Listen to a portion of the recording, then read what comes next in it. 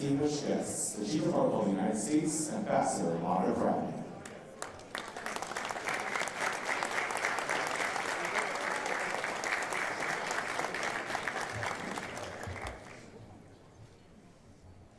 Well, good evening, Mr. President. It's such an honor to be here with you tonight. Ladies and gentlemen, members of the Cabinet, distinguished guests, I am Ambassador Monica Crowley, Chief of Protocol of the United States, and it's my distinct honor to welcome all of you to the State Department to celebrate the extraordinary talent, vision, and artistic achievements of the fantastic 48 Kennedy Center honorees, living legends, all of you. We gather tonight in the magnificent Benjamin Franklin Room, which is one of our most distinctive venues for diplomatic and ceremonial events. And we are so delighted tonight to share it all here with you on this very special occasion. We have a terrific program for you, so just please relax, enjoy the show. And it is now my honor to welcome to the stage our spectacular Secretary of State, Marco Rubio, and our fantastic President of the Kennedy Center, Ambassador Gloria.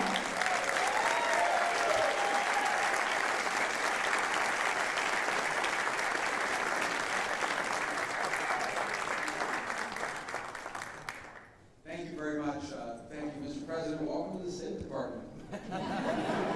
We love to have you here in this beautiful ballroom, and we're very excited about it. Of course, it's not nearly as big as one we're going to have in about a year and a half. But thank you for being here tonight. And it's an extraordinary honor to be here with all of you, to welcome you here to this room and to this place. One of the great American exports is our culture and our talent. It inspires the world.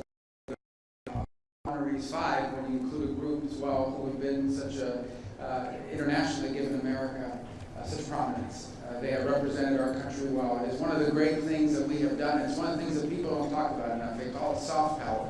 But what it really means is the influence of our culture and the influence of our talented people and how it inspires people around the world. In many cases, the first thing that people learn about our country is through our culture, through our entertainment, be it our movies or our television or our music or our musicals or our bands or our actors. And so we are grateful and honored to be able to host this event tonight on the eve of tomorrow's ceremonies and tomorrow's celebration of this incredible American talent, and to partner, as has been done for many years, with the Kennedy Center, which is under extraordinary new leadership. You guys are doing a phenomenal job, both in fundraising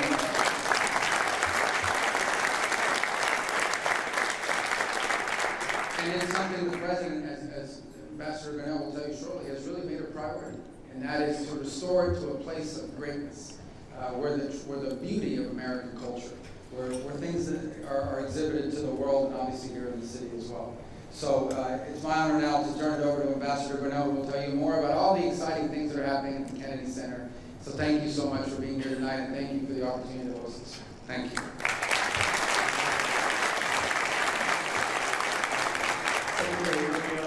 My friend, thank you so much for this occasion. We're ecstatic to be here. It is true that President Trump not only helped the Kennedy Center, but I have to tell you, he saved the Kennedy Center. From the moment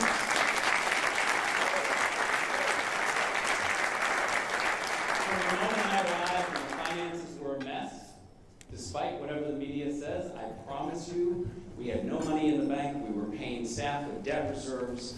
It was awful. And on top of that, the deferred maintenance was criminal over the years. I brought President Trump over. I showed him. He's an expert on building, if you don't know that. And immediately said, what do you think? What are we supposed to do with this? Are we supposed to pour more money into this? And I said, sir, I gotta be honest with you. Our engineers, our building people have said, this is so far past, we need to tear it down and start over. And the president said, nah, I can give you some money. And he went, he left the Kennedy Center. By the time he got back to the White House, he had called Lindsey Graham and Russ Voigt and he said, I'm going to give $250 million to save the Kennedy Center, and it's going to be in the big, beautiful bill. And that's exactly what he did. He delivered, and he saved the Kennedy.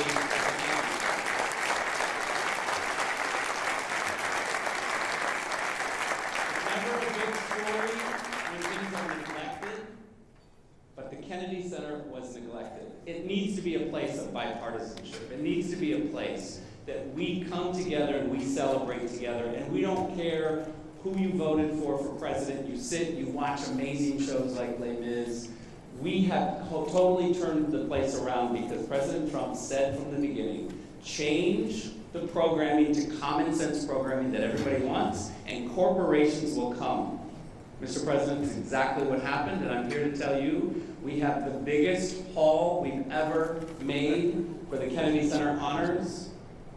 We just brought in $23 million for the Kennedy Center Honors tomorrow night. That is almost double what they did last year. And that is all because people want to come. President Trump makes it a priority. And he is the one who gave us the vision to change the programming, raise the money, bring in the corporate dollars. Now, I have to be honest with you. I'm really thankful that Delta, Boeing, and CBS are here because you are our top donors. Thank you for all of your work.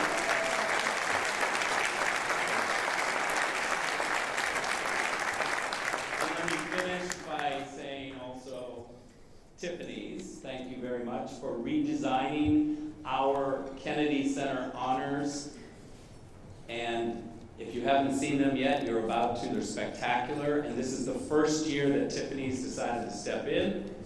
And we want to thank Tiffany's for the beautiful medals, awards that they have given us. So thank you very much.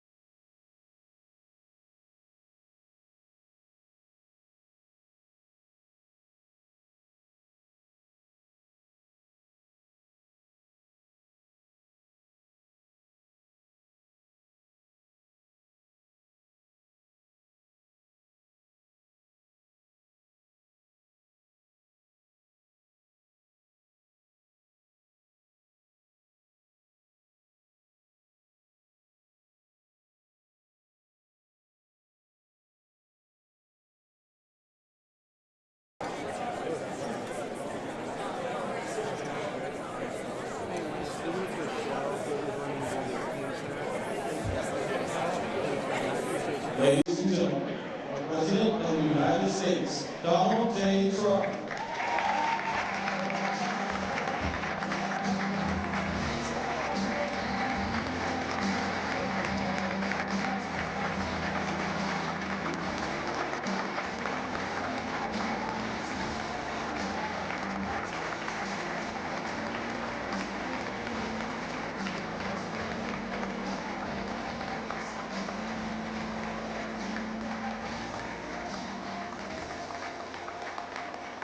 Thank you very much, everybody. Thank you.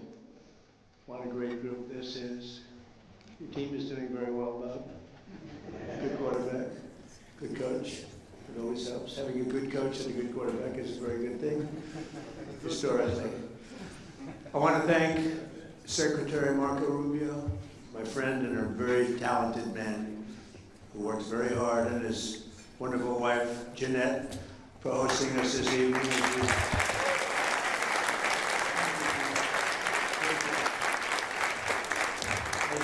celebrate the 2025 Kennedy Center's honorees, and they are great honorees. Sylvester Stallone.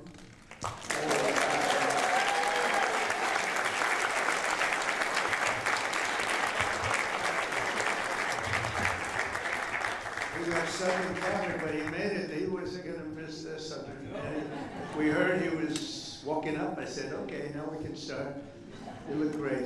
Thank you both very much. Jennifer, thank you very much. George Strait.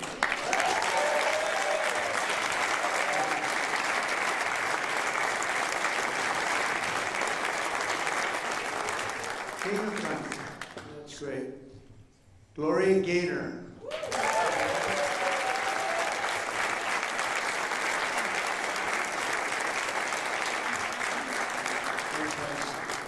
So well. Thank you very much, Gloria.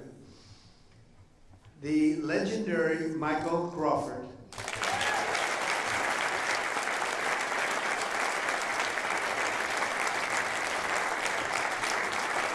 Thank you, Michael. Thank you, Michael. That's some job. Thank you very much, Mrs. Crawford, for being here with your two beautiful daughters. Really an honor to have you. I don't want to say how many times I've seen you in Phantom. But, you know, when you have a great artist, it's true with paintings, it's true with music, it's true with dance. Every time you see it, it gets better.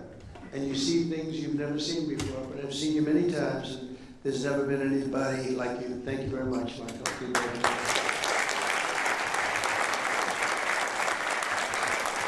And the truly legendary rock band Kiss. Thank you, guys.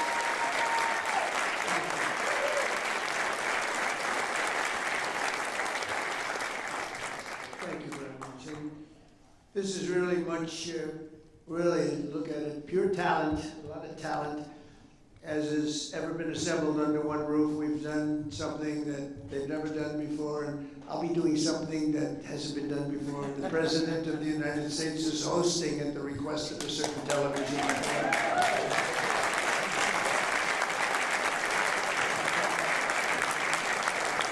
And I'm doing it because I feel it's very important that we all get out and do something. And if that can make a difference, that's tremendous. But we have such wonderful people, and I don't mind doing it. But these are some of the greatest of all time, and congratulations to all of you. And thank you very much to Tiffany and Company. They've really done a beautiful job with the medals. And I want to thank you, beautiful families, every one of you. You brought large numbers of your families here, and we appreciate that. And they appreciate you, I can tell you. A very special thanks as well to our terrific Kennedy Center Board of Trustees, along with Executive Director Rick Grinnell. The Board of Trustees has been amazing. It's got to be the hottest board, or I don't know, the Supreme Court is pretty hot. I would say the Supreme Court, the U.S. Senate, the NFL Owners Committee, I think that's pretty good too. But I think the board of the Kennedy Center is turning out to be, we have so many people that want to get around, have so many enemies now because they want to get on board. And so it's saying they can't have But Rick, you've been fantastic, and Ambassador Sergio Gore is now going to India. Good luck. May never see you again. 1.5 billion people. Think of that. 1.5 billion. Can you handle that, Sergio? I think you can. You can handle anything. But you're going to be dealing with a very special leader, as you know, a friend of mine, and you're going to do very well. He's very happy that you're going to be the ambassador, so good luck. You're going to be making your journey in 2 weeks. Good luck. I may never see him again. Stay safe. Also, I want to thank Secretaries Howard Lundick, Doug Burgum, FCC Chairman Brendan Carr, my daughter Tiffany and her wonderful husband Michael, and so many other distinguished guests. We have so many people here, senators. We have other secretaries, and I'm just seeing some of you in the crowd. You are a good-looking crowd. I also want to thank everyone here tonight who's so generously supported our effort to restore and revitalize the Kennedy Center. It was in rough shape to a lesser extent, but the White House was in rough shape. You know, we're bringing the White House back room by room, they sort of laugh when they say, well, the Lincoln bedroom, we had to fix it up. It wasn't looking too good. We fixed it up, leaving it the way it was, but fixed up. It's in tippy-top shape. You know, I always used to say, it's got to be tippy-top. But you had a lot of other presidents that weren't into that. I've always been into it. The Oval Office has reached a new level. The Cabinet Room, everyone wants to see the Cabinet Room, and it's so beautiful now. We took some of the paintings that were downstairs in vaults. They have big vaults. They have 2,000 paintings, over 2,000. We have great curators, 7 of them. And they love the place. Some of them have been there for 40 years. And if they don't like you, you don't get the painting you want. You don't get the Declaration of Independence brought up into the Oval Office. A couple of other presidents suffered without it because they said, not going to be able to do it. But they've been great. But we have tremendous artwork being brought up and has been brought up from the wall. So we're sitting for 100 years, 150 years downstairs under the White House, and now we have it on walls throughout the building. Those walls, before we put them up, we make sure those walls are in perfect shape. I say, you got to make sure these walls are up before you do anything. And we've done a lot of work. We've redone great marble floors that were beat to hell. We've done not good floors that were out of 1-by-1 boxes from certain stores that are not very good. They shouldn't be there. Those floors should not have been there. And we've replaced them with the most beautiful marble, statuary marble. They call it in Italy statuaria, great white and black marble that forms Greece and big parts of Italy. And Italy, during a time when Italy was extremely strong, and Greece, when Greece was Greece, and they had that, and we now have that in the White House, replacing 1-by-1 tiles that were not good. But we've fixed the White House, and we've fixed the Kennedy Center. The Kennedy Center has some work to be done. We've worked very hard on it, actually. I spent a lot of time there with contractors. I mean, I go around, I have 2 jobs. I have a construction job, which is really like relaxation for me, because I've been doing it all my life. But we're fixing the Kennedy. I said, you need a new roof? They said, sir, there's a lot of water coming down. You know, they didn't know. You need a new roof. It's been there for like 45, 50 years. And we're doing everything. We're doing brand new air conditioning. Carrier's been so incredible. They made a big donation on the ballroom. We were bidding out the ballroom, and Carrier came along, and they said, sir, we'd like to contribute the air conditioning for the ballroom. It was like $17 million. It's a lot of air conditioning and heating. And a great steel company came along and said, sir, we'd like to contribute the steel. That's a big steel. It's a big account. And we had Caterpillar Tractor come along and said, sir, we'd like to contribute all of the tractors, all of the excavation equipment, and all of the lifts and generators and everything else you have in the ballroom, because it's got a lot of very complex equipment that you wouldn't think of. So I want to thank Caterpillar and others. Others are going to be made public, but they've really been very gracious, and we're having the same thing happen at the Kennedy Center. They view it as a very important thing, and we have marble experts, some of the greatest marble people anywhere in the world, and they're taking this marble that was in such bad shape that everyone said, we have to rip it down, we have to take it down. No, the marble's great, big, beautiful slabs. You don't get them like that anymore, it's very hard. Giant, they call them the giant slabs, they don't make them. But with tender, loving care, and I always say, remember, if you take 1/100th of an inch off the top of the marble, you have brand new marble. People don't know that. They see the marble and they say, oh, the marble's stained or the marble's gone. I say, no. If you go just a little bit, if you take just a little bit of that skin off and you get it down, it's called grinding, you grind it down just 1/100th of an inch, you have a brand new slab of marble. And you've saved a little money to put it about like millions. The marble job is going to cost $59 million. They thought we had to take all the marble off the building and replace the marble with new marble. It's going to cost 59. We had prices from 59 to 75 million. I think I'm going to spend $1 million to have it made beautiful. And what you replace it with was not nearly as good as what we already have. So it's sort of, I don't know, I like to tell you those little construction, because we talk politics all the time, and I like politics too.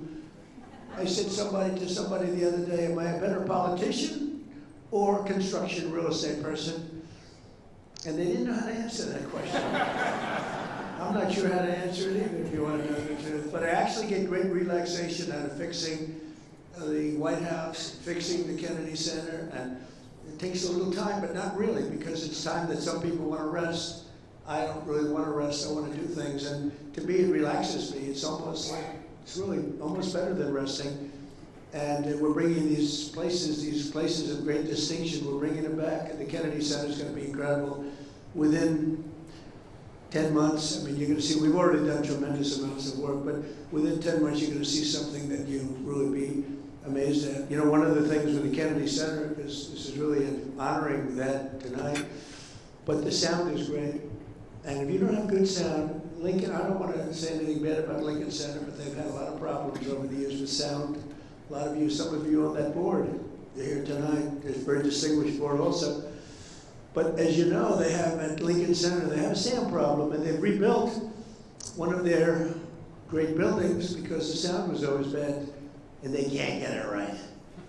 They can't get it right. It's a very hard thing to do. There's a little luck to that, you know, you have to be a little bit lucky. And some of the greatest opera houses in the world in Europe were built 200 years ago, 300 years ago, and they had no sound engineers in those days, but they did have a lot of marble and stone. And marble and stone make really for great sound. I see we have Gloria, we have Kiz, we have George Strait, we have, think of it, we have the great Michael Crawford, and they know what I'm talking about probably better than anybody else in the whole world. But it's, sound is a big deal, and if you don't have it in a building, you pretty much never have it. They rebuild it, they spend millions and millions of dollars, they take it apart, they put up new walls, they put up new seats, they put up new everything, and they open it up, and it's a disaster. And the one thing with Kennedy Center, they have great sound. They've always been known to have great sound. And we're putting up large slabs of marble in a couple of the great halls, and it's already, we did some testing, it's made it, as good as it is, it's made it even better. Marble can do that. So we've reviewed everything you have to review and reverse the decline of this cherished institution. And the Kennedy Center was really, boy, the money they spent over the years. They spent so much money, and you couldn't see where the money was spent. We're still trying to find out when did they spend all that money. But they didn't know what they were doing, and it's a shame. And we almost lost that building. That building was very close, structurally and every other way. We've totally reversed it, and now it's going to be in great shape for another, literally for 100 years. It's going to be in great shape. It's going to be in better shape than ever before. So we've done a real job. We've secured historic funding for the Kennedy Center, and we got that in the great big beautiful bill. That's a bill that everybody said was impossible to get passed. They said, you can't do it, it's too big. It was supposed to be 17 bills. I said, let's put it in one, because the Democrats are absolutely crazy, and I have some Democrat friends here, but they're crazy. And they might have approved a couple of them, but most of them they wouldn't. I said, if we put it all in one, there's something for everybody. And we got it approved with a pretty small majority. We have the majority, a pretty small majority, we got it approved. And we got some support, we got a little support from some of the rational Democrats. But one of the things we were able to do is help very much the Kennedy Center. We got so many other things, our largest tax cuts in history. No tax on, think of this, tips. No, for the workers, no tax on tips, no tax on Social Security for our great seniors, no tax on overtime. Nobody thought that was possible. You're allowed, if you buy a car, these people don't know about buying cars, because you buy cars probably, you're not going to have to borrow a lot of money, the group in this room, but you know what? Middle income people, they never had this before. If you go out and borrow money, which almost everyone does to buy a car, you're now allowed to deduct the interest for income tax purposes. It's never happened before, it's a great thing. We have so many things in the great big beautiful bill, but one of the things we have is we're going to rebuild our city, Washington, D.C. We now have one of the safest cities in the country. It was a horror show when I came here. A year and a half ago, this city was so dangerous. A year ago, it was so dangerous. We've been there 10 months, and now we're setting records for safety. We've had virtually no crime. We had terrorism 2 weeks ago, week and a half ago, horrible terrorism. But it sounds like we were doing so well that the terrorists felt They didn't want to see us do very well, but we have right now the safest capital. We have a safer capital as anywhere in the world, and we have one of the most unsafe capitals.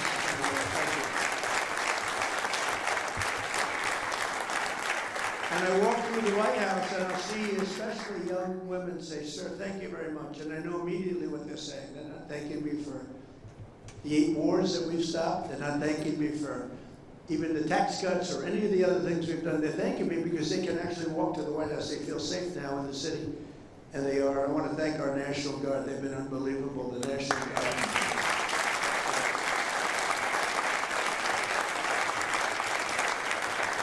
Chrissy and Tom Holman and all the people that work so hard on that. And as you probably noticed, we just went into New Orleans, and we went into Memphis, Tennessee. We went in a light way because we have a lot of opposition there with these people. They want to have crime. I mean, it's the craziest thing, Chicago.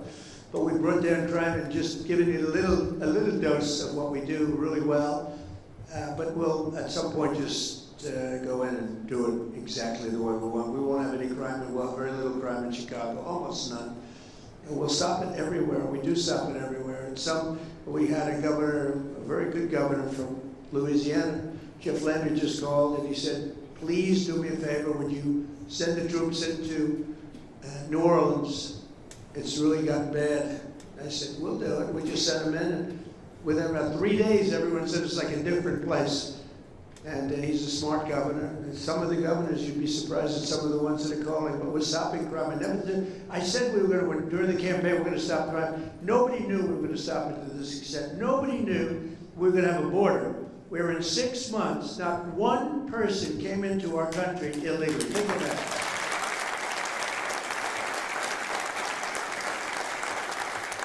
And we went from the worst border where millions and millions, 25 million people over the course of the 4 years came into our country, many from prisons and gang members, drug dealers, mental institutions. They came into our country, getting them out. We have to get them out. Murderers, we have 11,888 murders. Many of them are now either out or in jail because they'll murder again. More than 50% of those people murdered more than one person. But we took a very strong stand, and people are really liking it. And by the way, drugs coming into our country by sea, down 94%.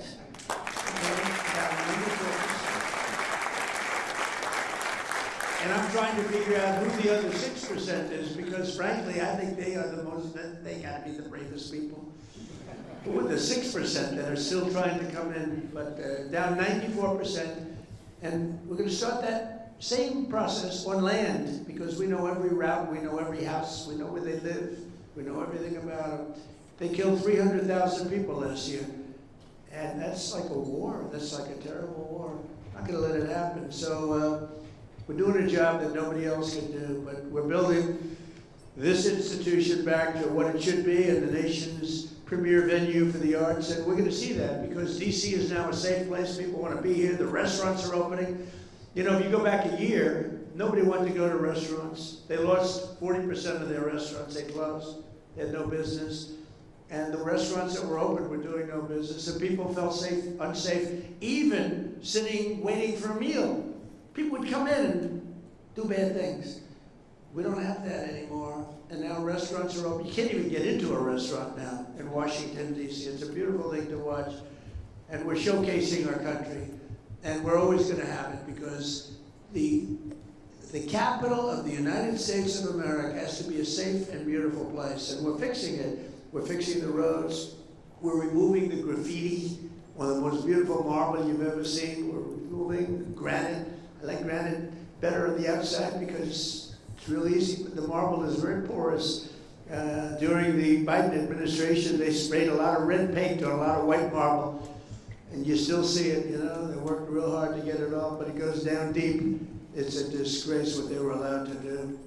It was also a disgrace that they allowed millions of people into our country illegally, and people that were not people that we want to have. They weren't people that could love our country. We want people coming into our country that can love our country. So the generosity.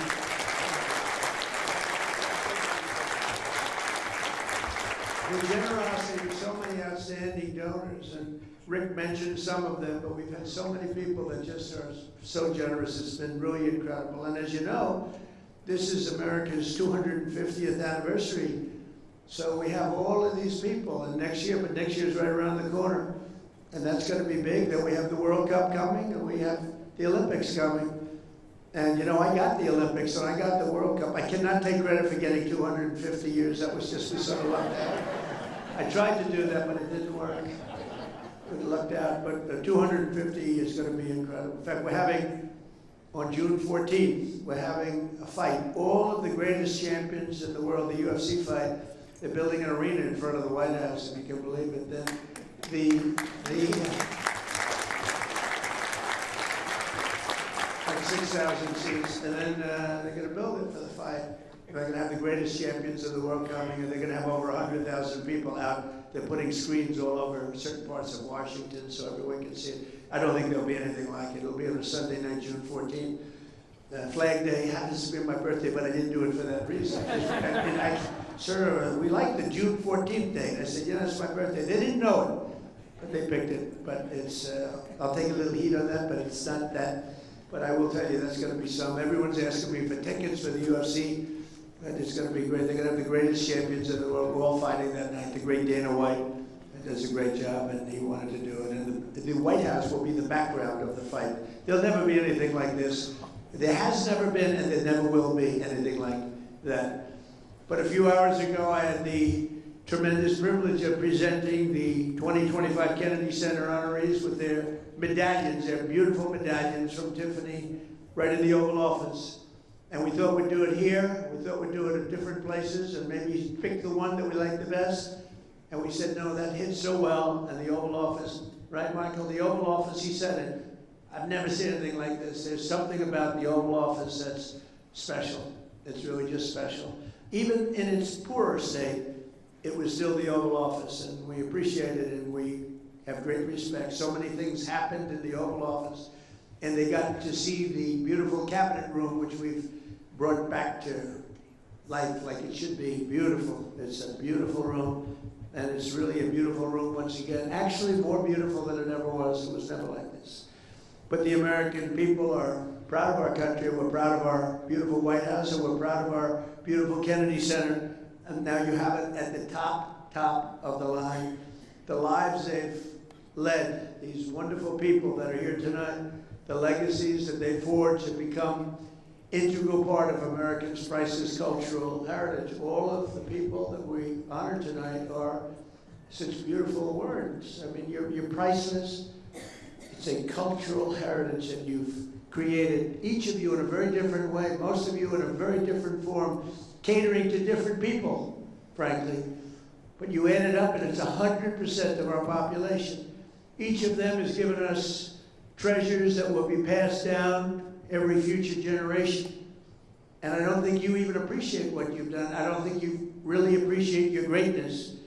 Decades and even centuries from now, people will still watch and admire the films of Sylvester Stallone. There's nobody else can do those.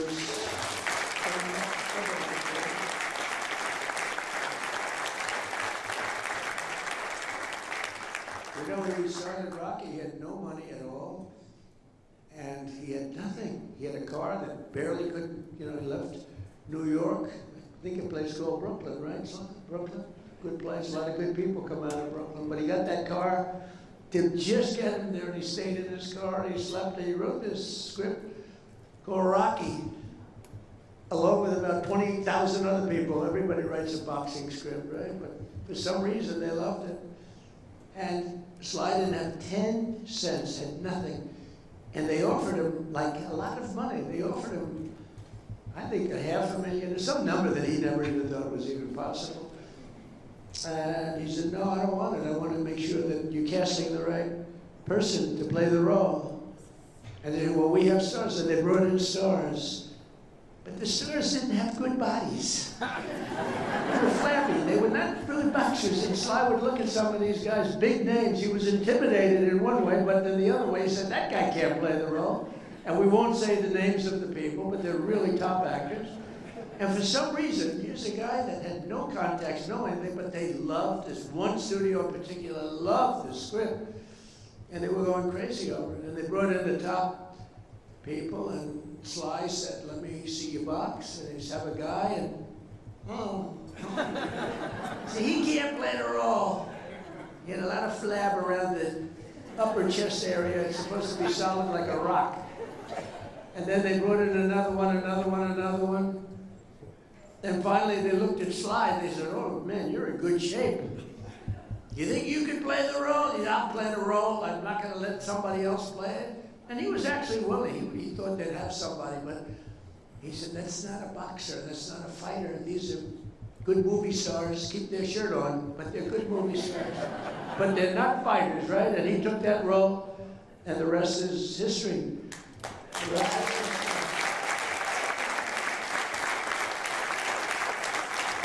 Think of it, how many people would turn down, a tremendous, enough money, he probably thought he could live for the rest of his life. He probably could have if he had to. But who would turn down that kind of money? And he did it. He didn't want to have anything to do with it. He wanted it to be right. And who would then think of it as, isn't it just about the largest grossing movie? It's like, there's never been anything like it. Rocky, the whole Rocky series, it's been incredible. And then you had a little thing called Rambo. I loved Rambo, Sly, I'll tell you. I loved Rambo. I got to watch Rambo one time. I said, I wonder what this is all about. I went to a movie theater a long time ago when I used to go to movie theaters. I'd like to go again. I loved them. I loved the popcorn. And it was Rambo. I knew nothing about it, but I liked Sly. So I said, let's go see it. After about 4 minutes, they said, this movie is great. And Rambo, I think Rambo gave Rocky a little run, too, if you want to know the truth. Loved it. We loved all of them. But really a legend, and each of people that are being honored, they're treasures that really will be passed down to future generations, decades and centuries from now. People are going to be looking at your work. They're going to be seeing every one of you. Your work is so incredible. And they'll be thrilling to the performances of Sly and the performances. It's all on tape of the great Michael Crawford and Phantom. It's all on tape, thank goodness for tape. Because if you couldn't see him, if you would miss that, if you wouldn't see Michael Crawford, the way he moved, the voice was magnificent, but the way he moved and the hands, the whole thing, it's just, there'll never be anything like it. But we have it on tape from every different angle, so guess what? You're lucky. There are a lot of great people that they've never been preserved that way. You've been preserved. And people are going to be looking. People are going to be watching that and comparing in other plays and in other forms and other venues. They're going to be looking and comparing others to you, and I don't think they're ever going to find anybody like you, Michael. Okay, I know something about that business. I don't think they'll find anybody like you. The look, the movement, the whole deal, and then the voice, right? The voice, that beautiful voice.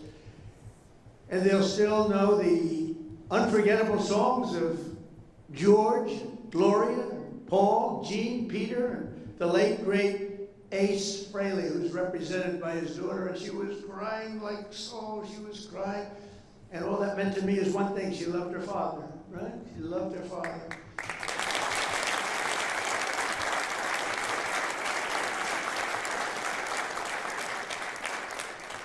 And the guys loved him. That band has stuck together for a long time. I've known a lot of bands, and they don't last too long. They're gone, much to the detriment of themselves, actually. But these guys get along, and I was watching. I love to watch people. And I was watching them, and they really respect each other, and they like each other. I just congratulate you. What a job. What a job you've done. What a great job. Thank you all. I've known Gene for a long time, and I've known the others for shorter periods of time, but they're real talent. And tonight they're really appreciated. The world has seen it, and the world is now watching. They're watching. The whole world is watching this. So thank you very much. On the film sets, Broadway stages, and in sold-out arenas around the globe, these exceptional individuals have spent their lives making the most of their incredible God-given talents. They have talent. They have talent. The great Gary Player, he hits shots. He's 90 years old, still plays good. He shot a 70 with me the other day. He's 90. We're playing pretty far back, too. He's incredible. You think Biden could do that? I don't think so. Can't lift the club. But Gary He was demonstrating shots, and one guy was having a very hard time, couldn't get out of a sand trap. Gary's known as the greatest sand player, #1 ever. He got down in the U.S. Opens, 2 U.S. Opens back-to-back. He got down 69 out of 71 times. I would say that's good. Even if you don't know anything about golf, you'd have to say that's good. But he got down, and this poor man I was with, he was blessed with talent, but not golf talent. And he cannot get out of a trap. It was sad to watch. And Gary says, "You don't understand." And he dropped 5 balls. Ping, ping, ping, ping, ping.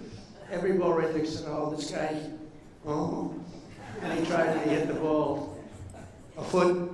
He hit the next one over the green like by 50 yards. The whole thing was a disaster. He said, "Well, here's the problem. I've got talent, and you don't." And that's what it's true about you.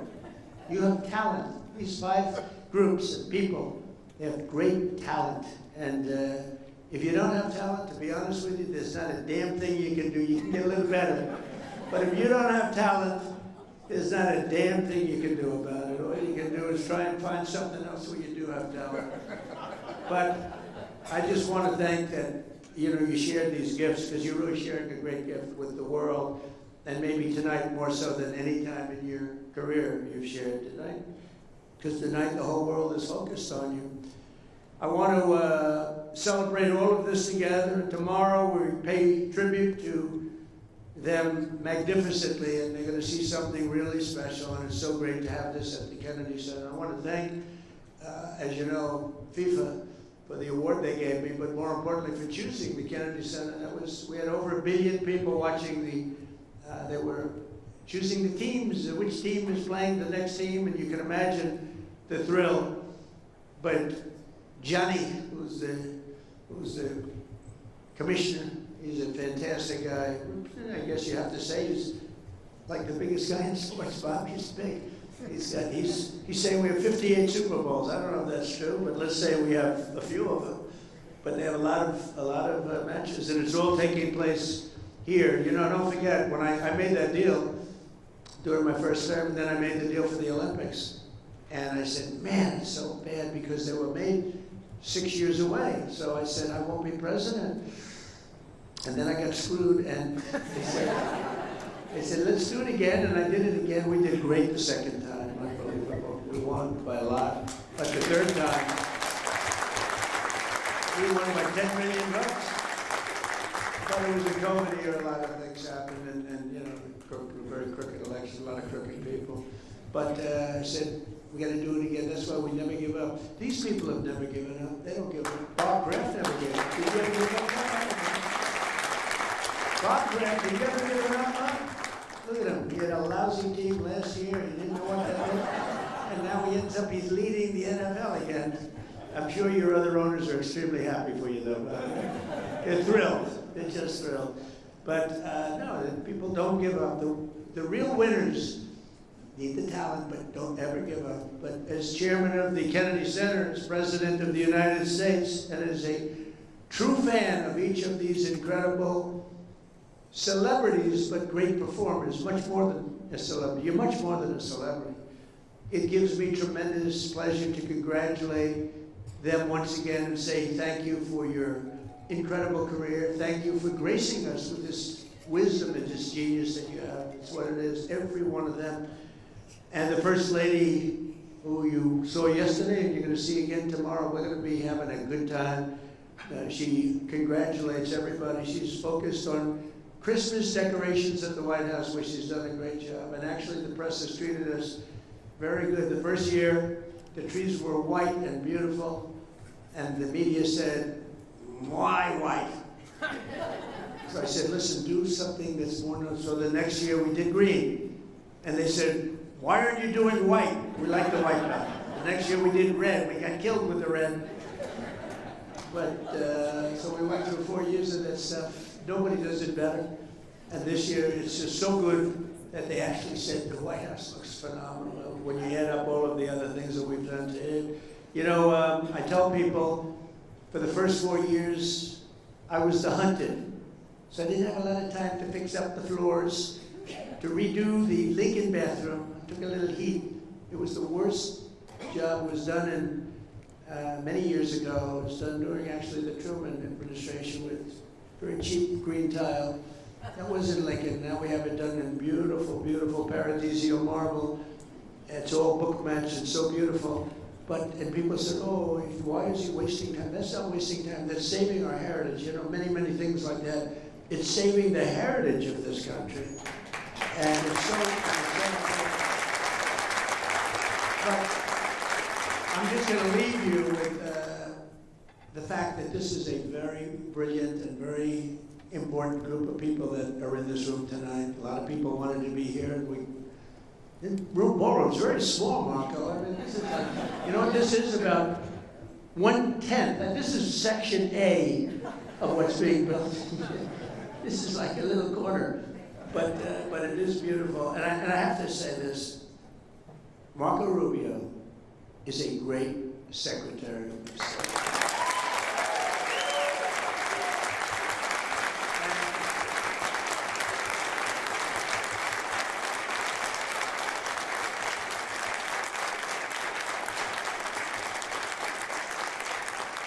And I think he's going to go down as, you know, we've had some good ones, we've had some bad ones too, real bad ones. We've had some real dummies and some real brilliant, great ones. I think Marco, if we keep going like this, he's going to go down as the greatest Secretary of State in the history of our country. So Marco,